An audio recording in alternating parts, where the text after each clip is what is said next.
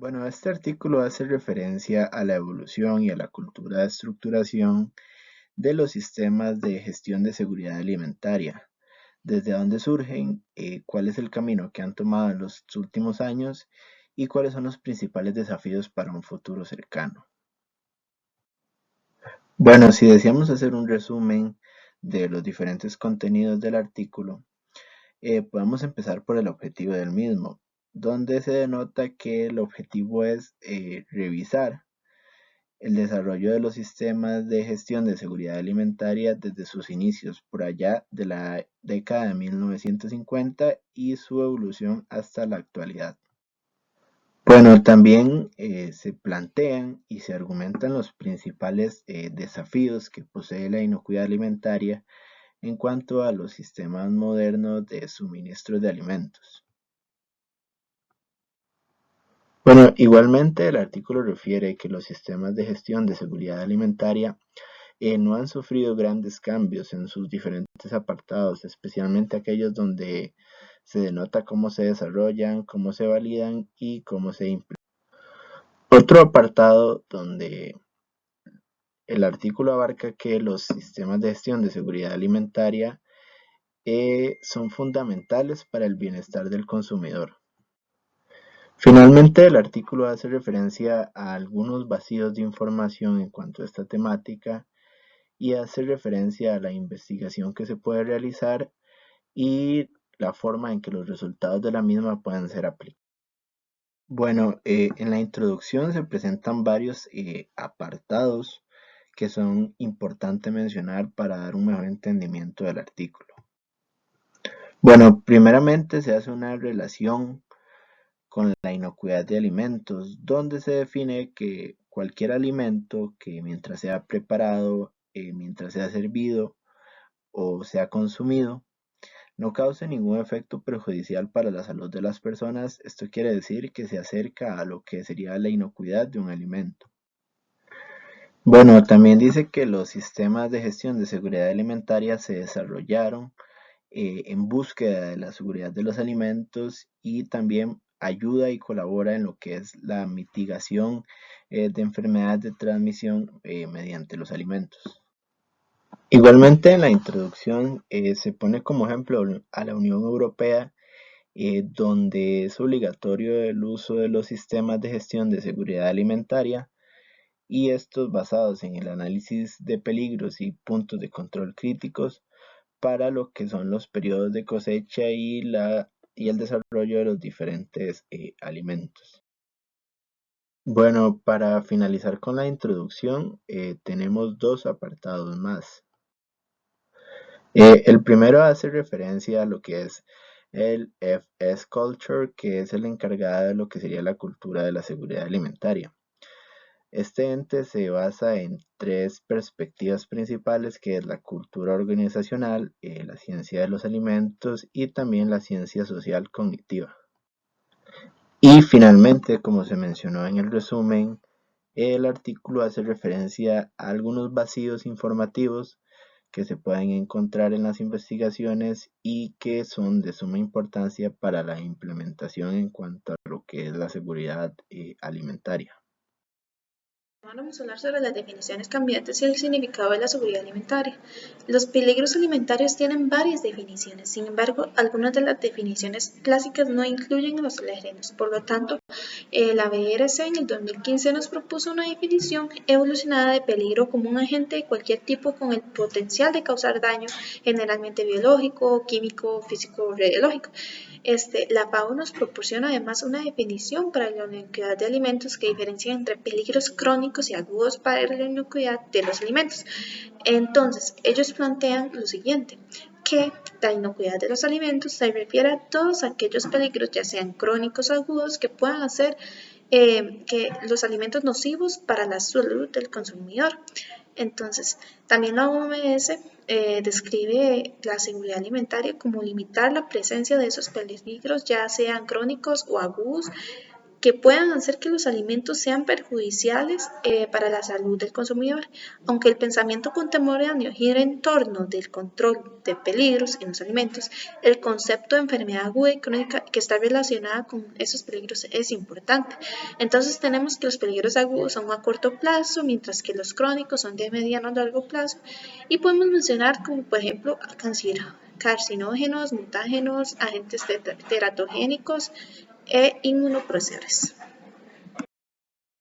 Entonces, con esto la intoxicación, dependiendo de su periodo de aparición y duración de la enfermedad, se va a clasificar en crónica o aguda. Sin embargo, la intoxicación alimentaria se centra en las nociones de toxicidad específicamente y no toman tanto en cuenta las enfermedades crónicas no transmisibles, por lo que Manning en 2017 plantea que las ENT deberían revisarse dentro de la evaluación de peligros organizacionales. Por lo tanto, según la definición que nos propone Manning, la enfermedad, el envenenamiento o la intoxicación asociada con los alimentos se puede redefinir como un trastorno de salud con síntomas de corto plazo, agudos o duración crónicas de largo plazo, por un periodo de inicio específico inducido por el consumo de alimentos contaminados por organismos biológicos o agentes que tienen la capacidad de invadir las células huésped y producen toxinas una vez ingeridas, o alimentos que contienen material tóxico en el momento del consumo, o al consumir una dieta desequilibrada durante un periodo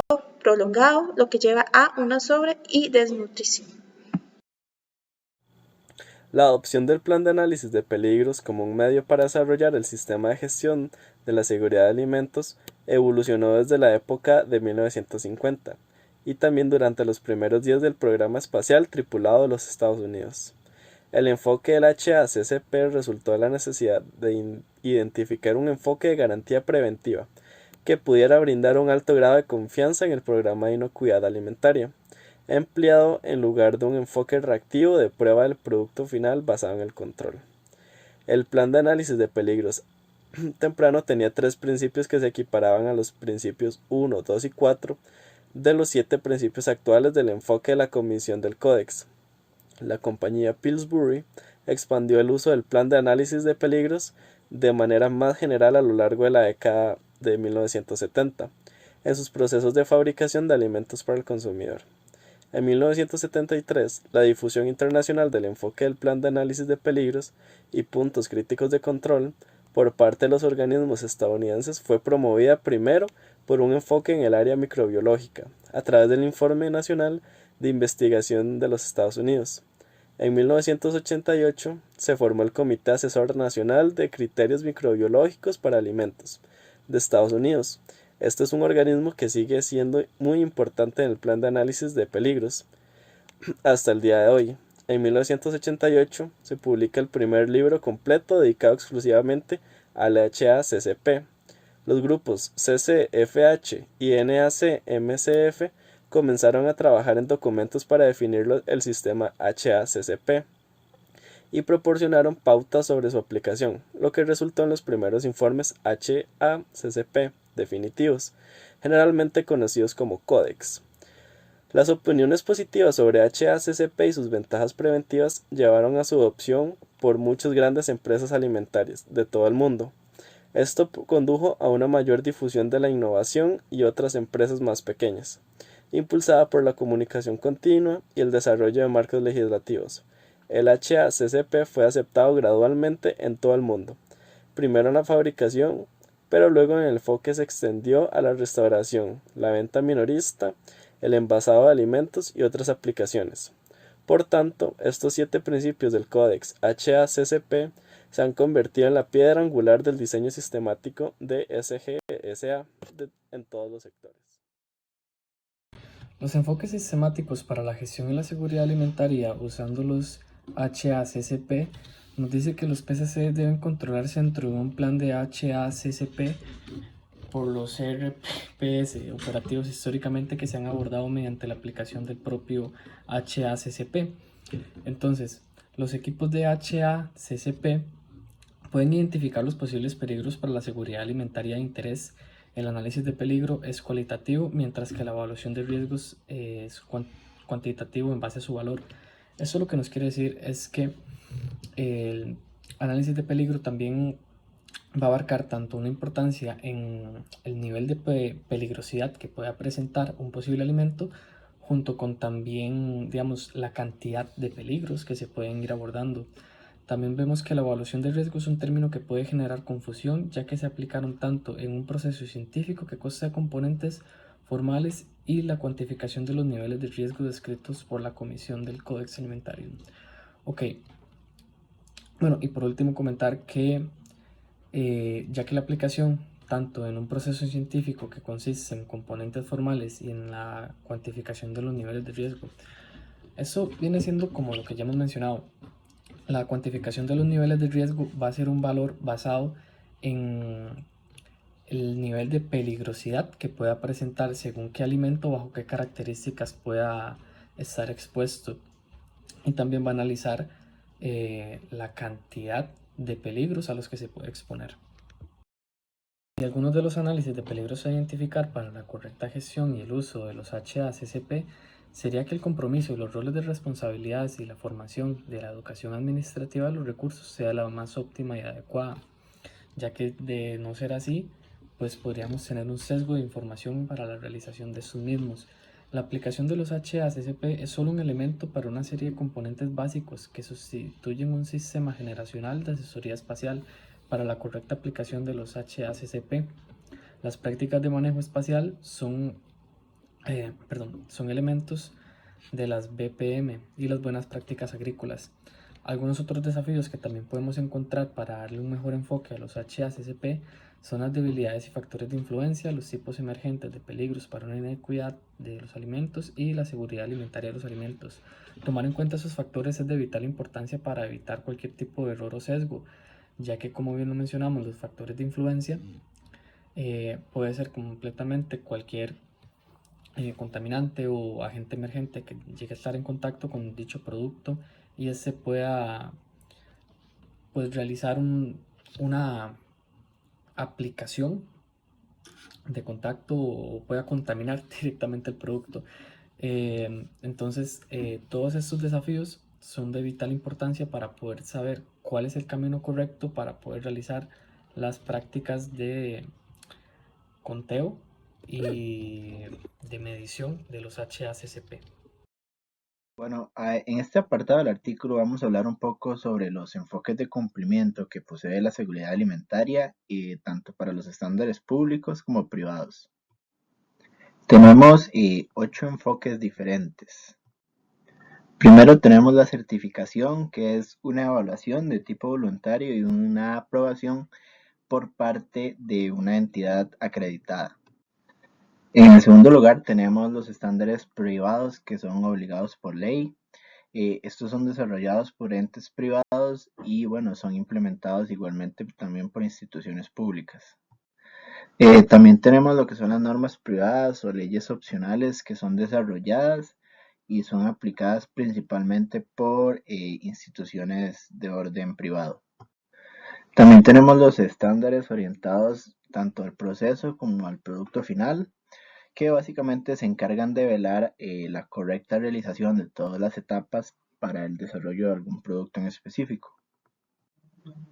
Bueno, también tenemos las normas públicas y las normas de calidad.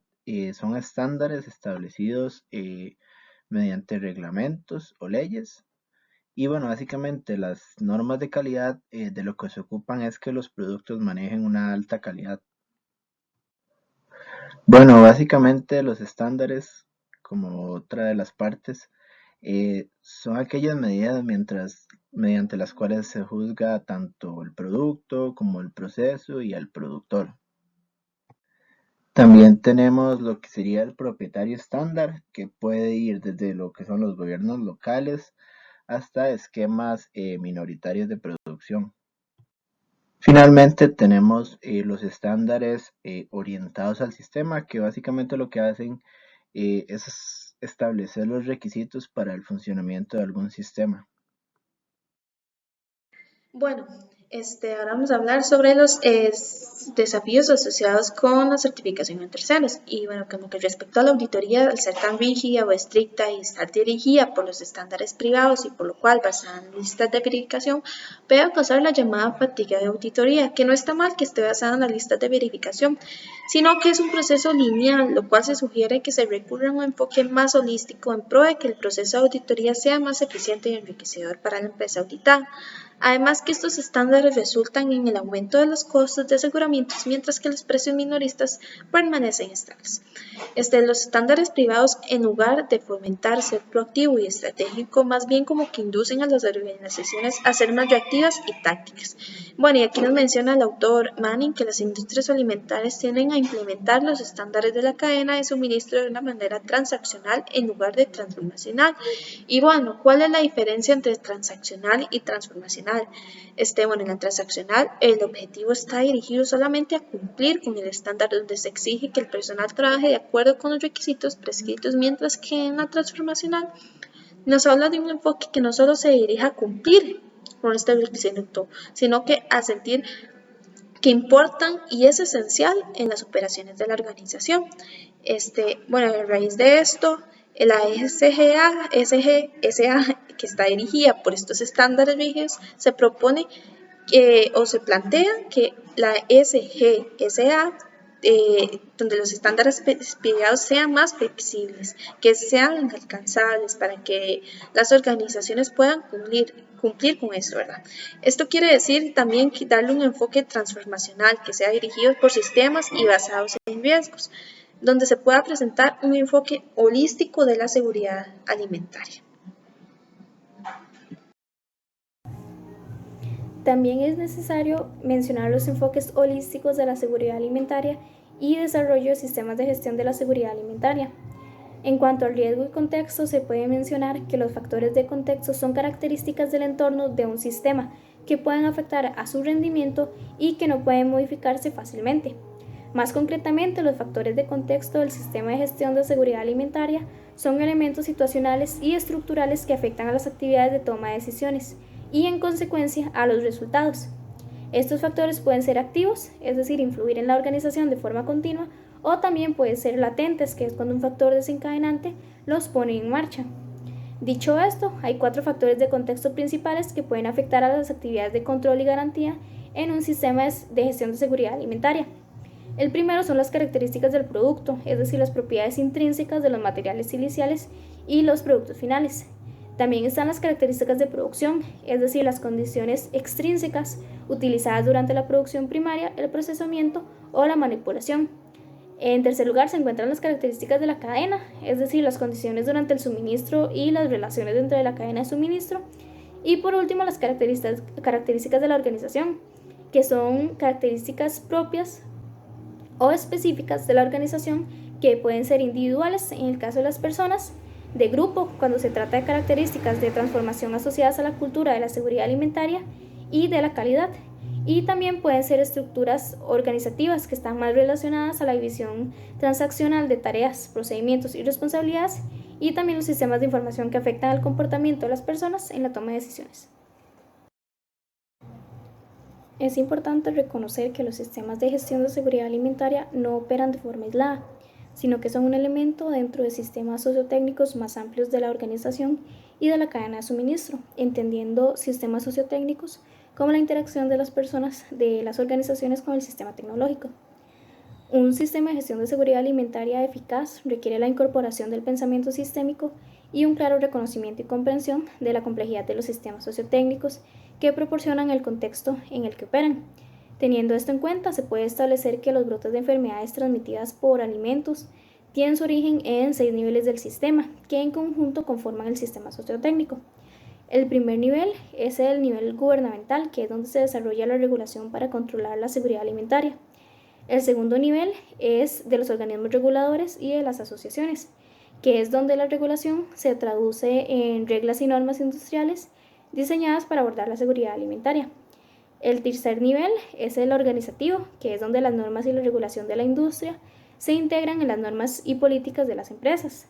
El cuarto es el nivel de gestión, que es donde las actividades y funciones del personal se especifican y supervisan con referencia a las normas y políticas del nivel organizativo. El quinto es el nivel del personal, que es donde los colaboradores de la empresa deben seguir las normas establecidas por los directivos.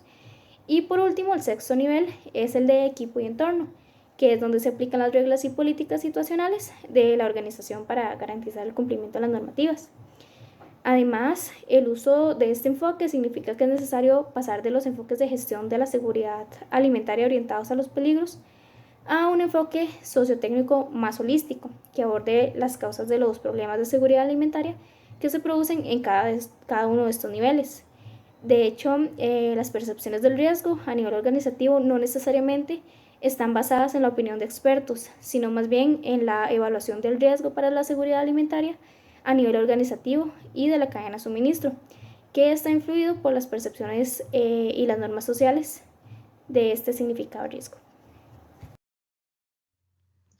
Y bueno, ahora en este apartado que habla sobre la influencia del clima y la cultura en la seguridad alimentaria, empiezo por mencionar que las representaciones sociales impulsan la creación colectiva de significados y el reconocimiento común produce vínculos sociales basados en diálogos, discursos, emociones, actitudes y juicios que unen organizaciones y grupos.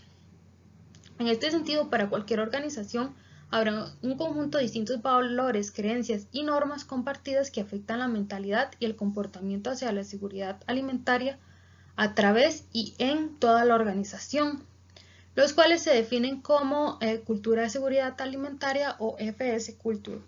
Y esta, a su vez, se divide en 3 niveles. En el nivel 1 encontramos el clima de seguridad alimentaria o FS Climate. Se considera durante la actividad de verificación, auditoría e inspección y es observable. Se puede modificar dependiendo de la situación y las condiciones o limitantes internas o externas. En el nivel 2 encontramos la cultura subyacente, la cual incluye los valores adoptados por la organización y guía el comportamiento y las actitudes de los empleados hacia la autoridad y la legislación. Y por último, en el nivel 3 encontramos la cultura central, la cual contiene todas las creencias y suposiciones del personal como individuos o como grupos acerca de lo que representa la organización. Ahora bien, las empresas de alimentos que operan una red de cadena de suministro de alimentos altamente interdependiente es cada vez más compleja y enfrentan múltiples desafíos asociados con el desarrollo, implementación y verificación de su sistema de gestión de seguridad alimentaria.